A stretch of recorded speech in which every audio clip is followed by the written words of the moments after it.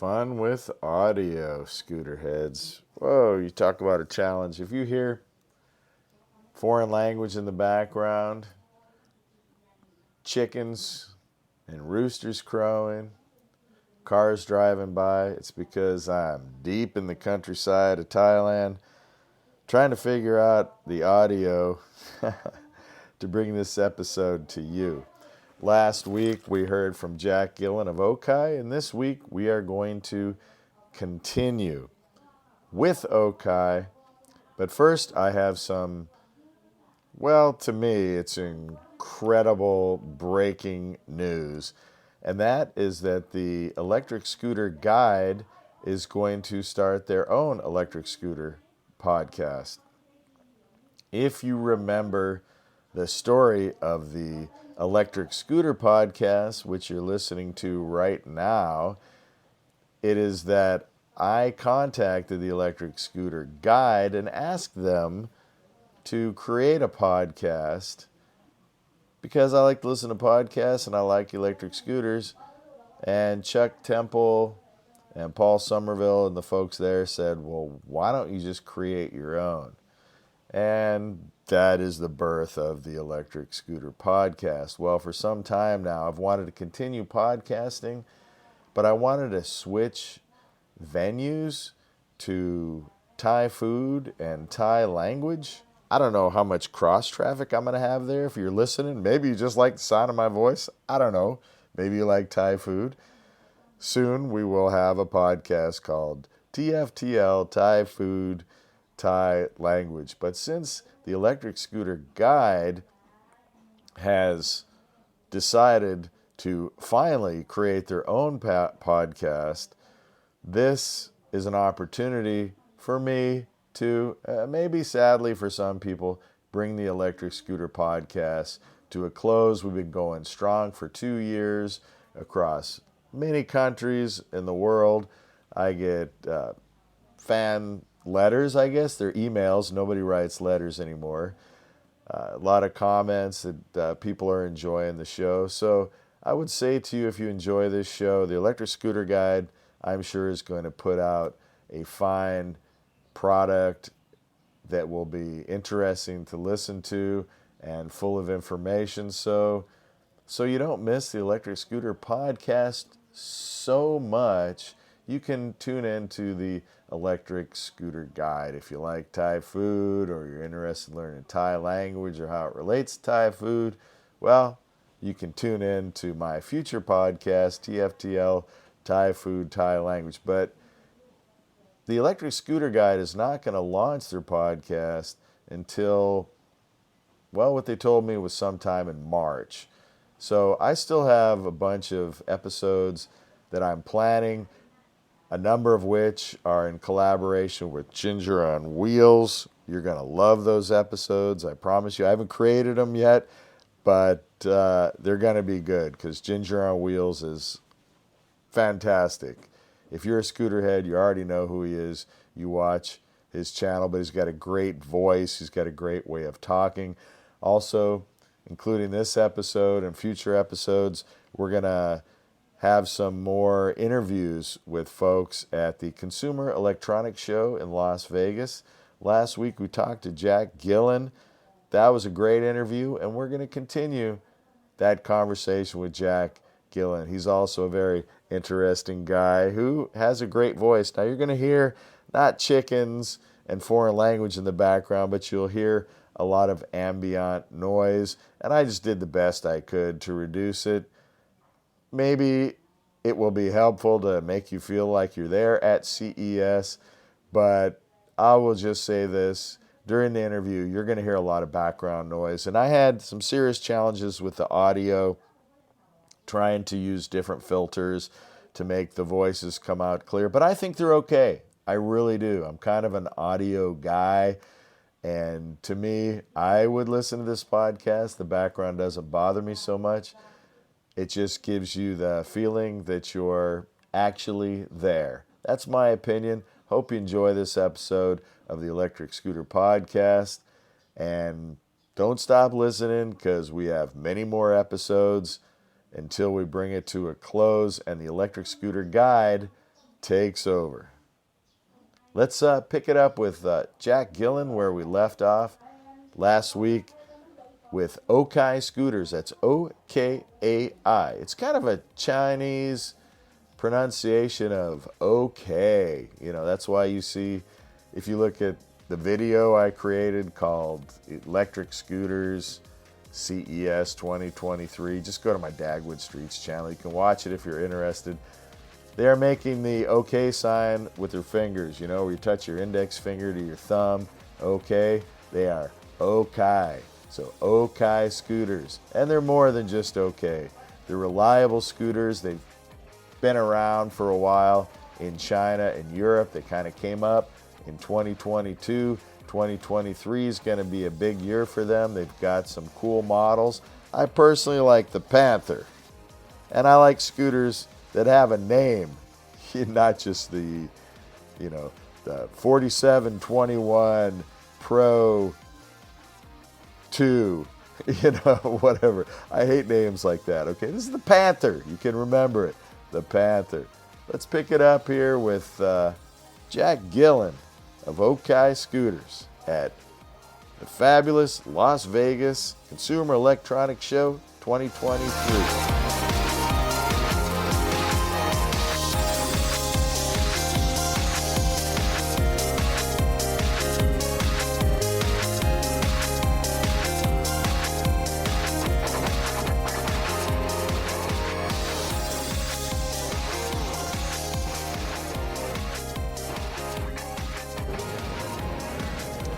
So if you would, I mean, talk about anything you want, but I would also like to hear a little bit about some of your different models.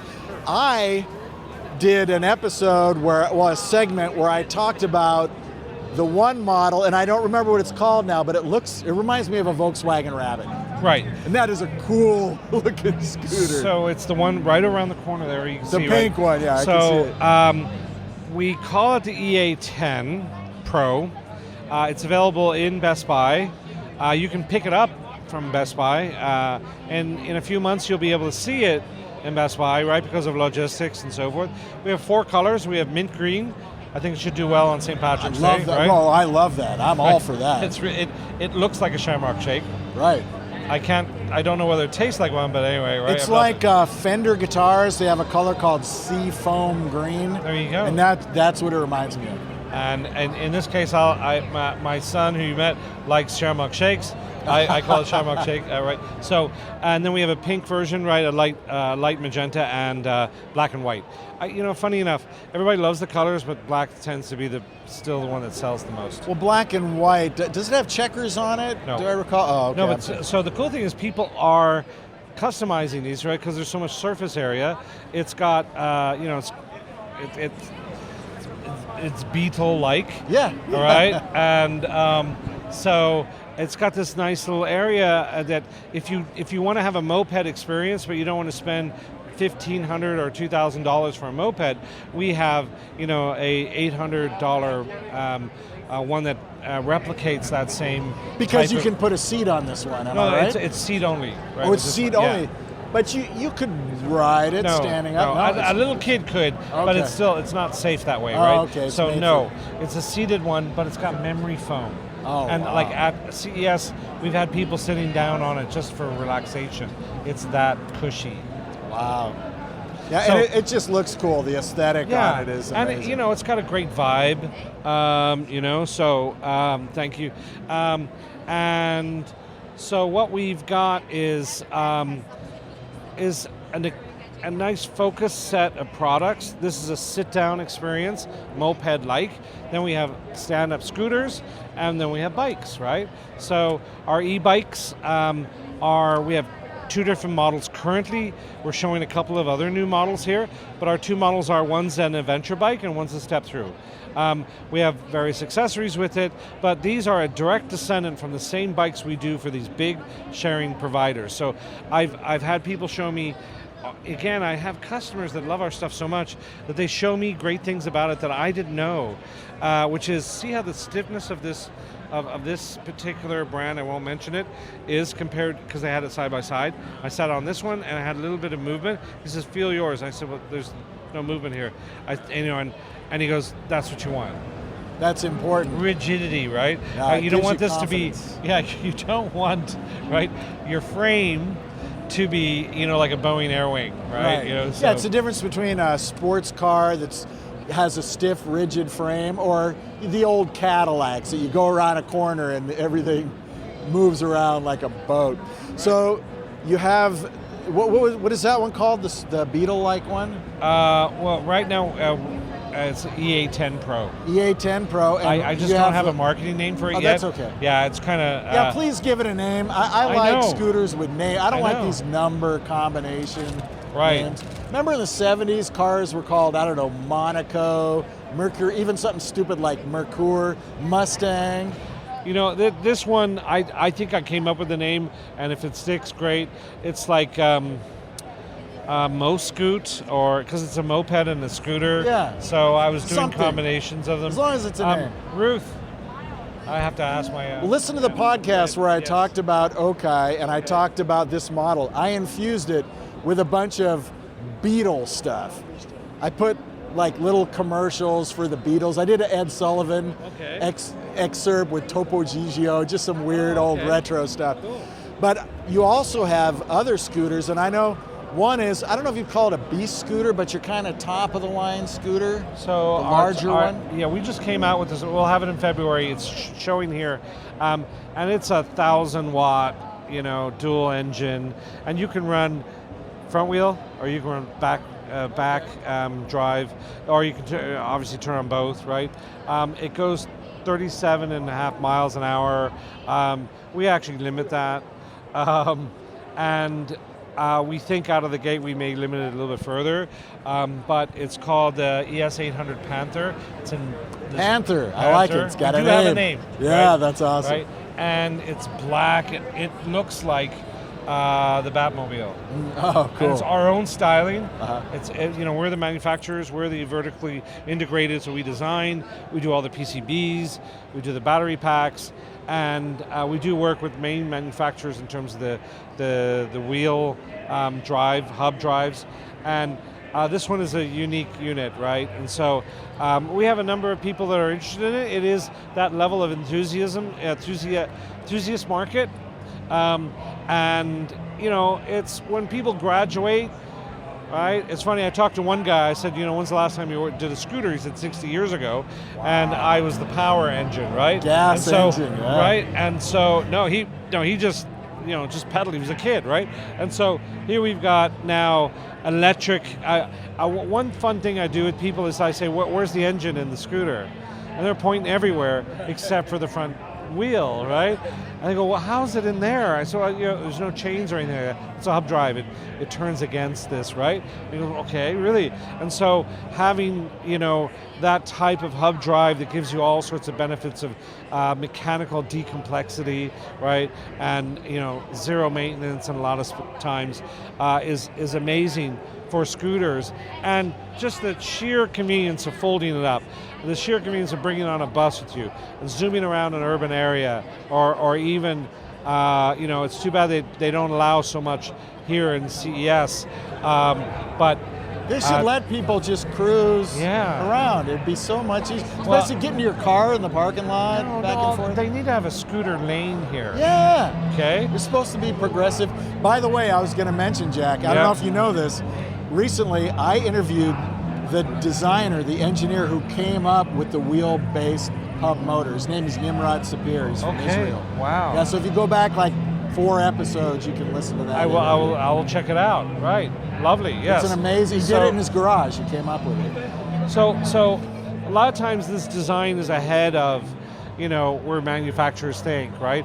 I mean, who knew that you could make $1 billion business out of slapping a cell phone onto a scooter, right? And then, we learned a lot about that, right? So we basically are almost like 5th gen on our stuff now, right? Where we're actually facing a lot of compliance issues about, you have to make sure that your unit's not on, or our operators are. You may have to make sure your units are not on sidewalks, right? Well, do they make cars do that? No, right? So there's a lot of unfair stuff there.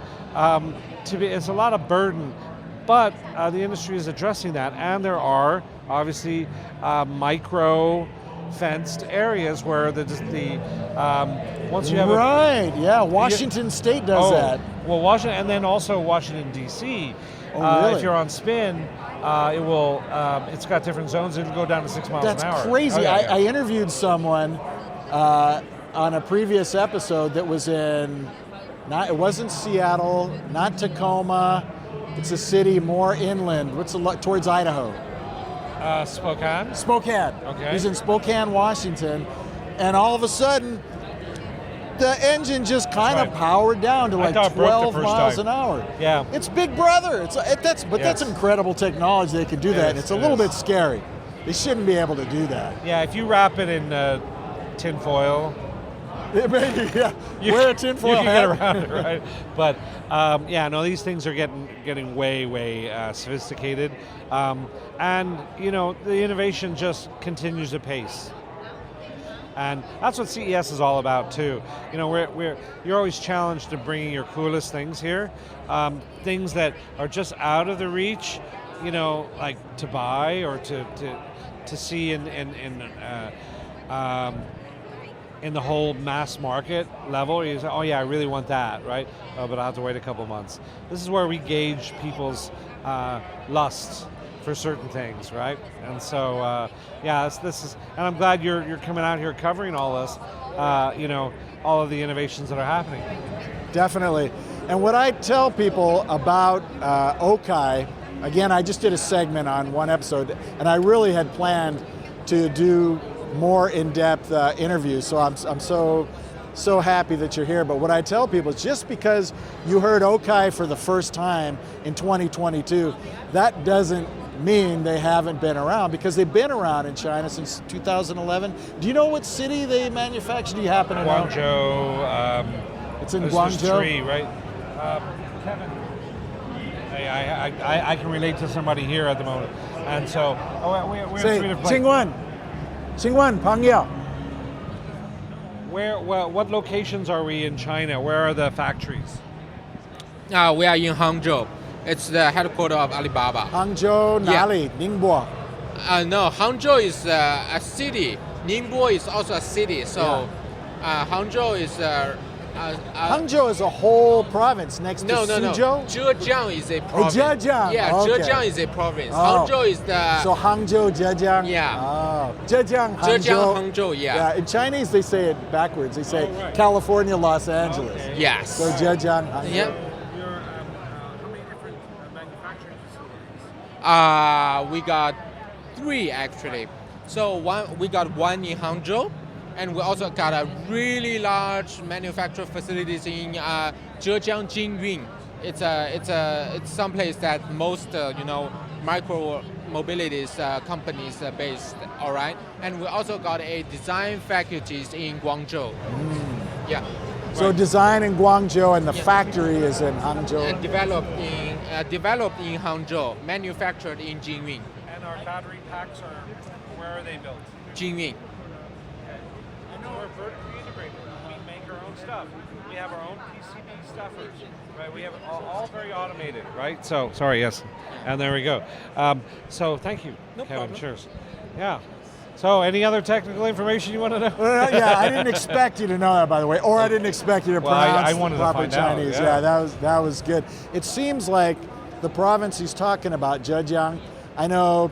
Hope you don't mind if I mention other companies, but like Cabo, the Wolf Warrior, and Dualtron, a lot of these scooters that we're familiar with are manufactured in that area. So you have a base of where to source some things are not going to be, tires and things like that aren't going to be made internally.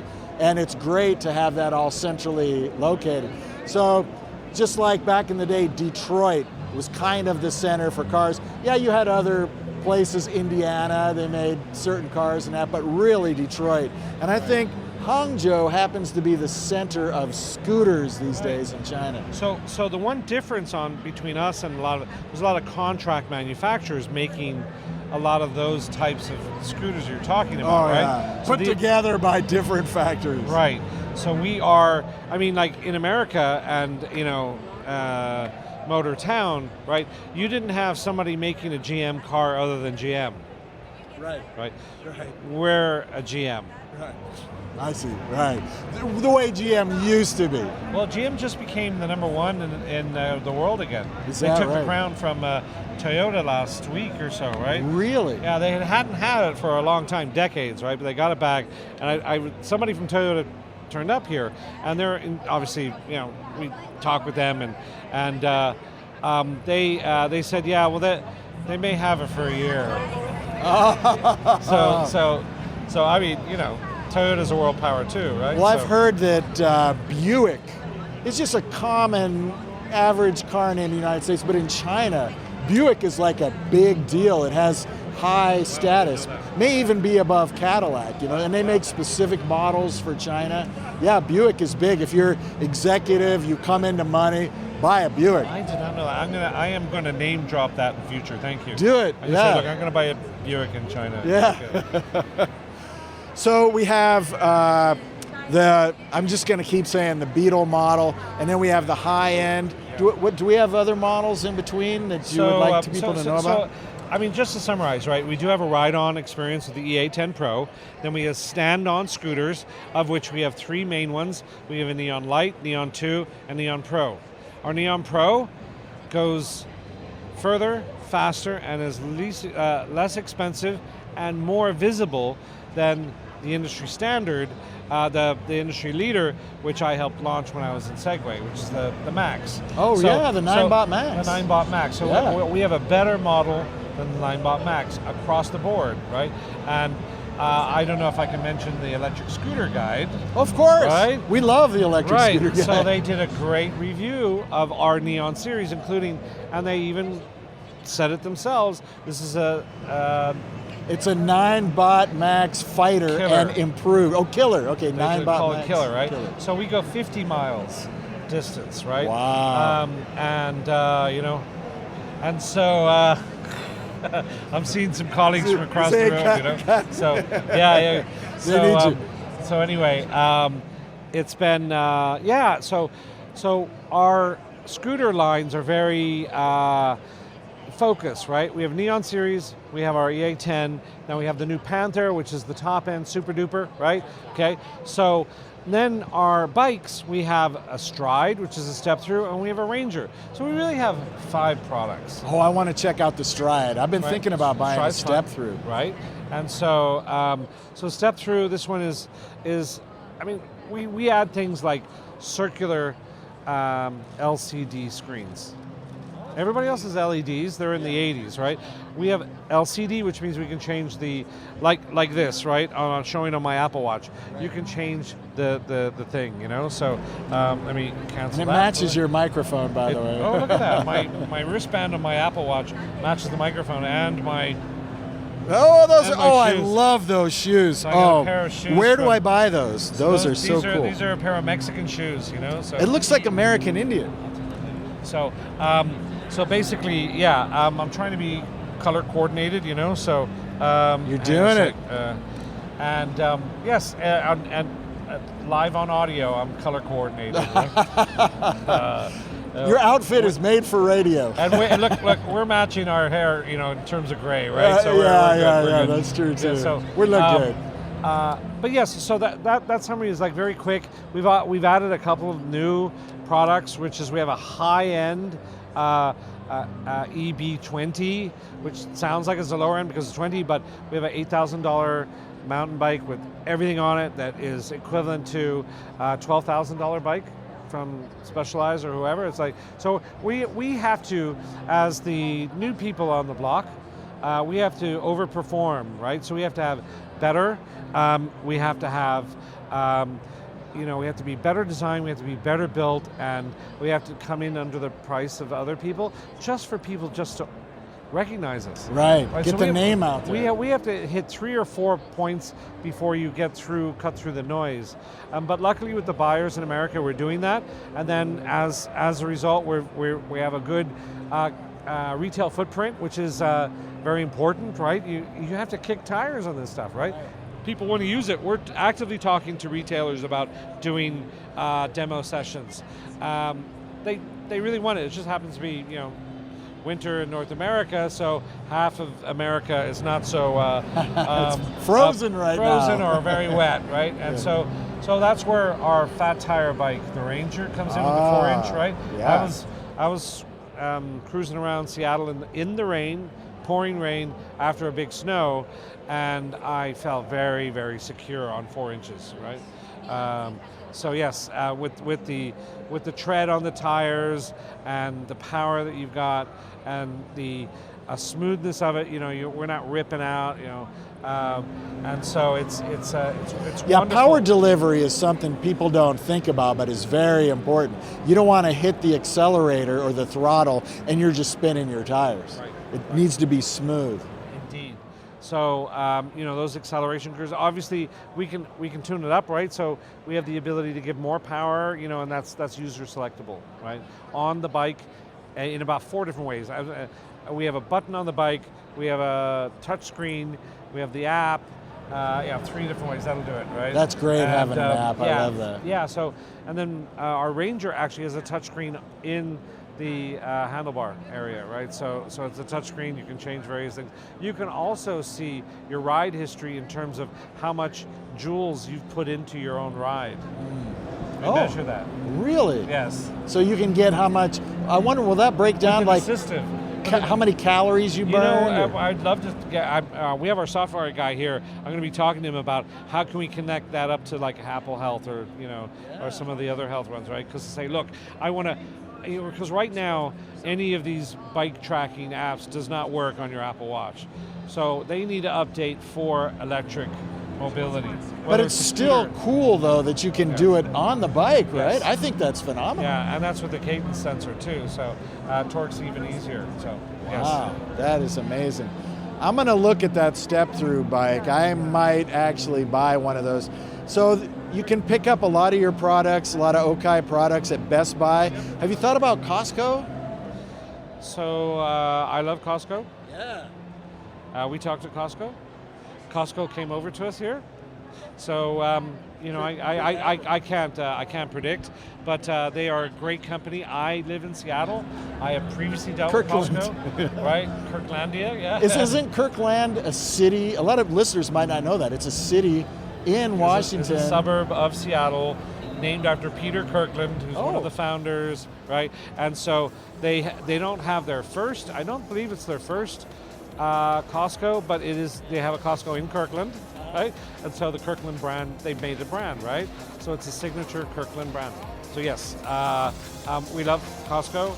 We love to, things are, That would be great. Well, something to look forward to, possibly. If not, then go to Best Buy, pick up an Okai scooter.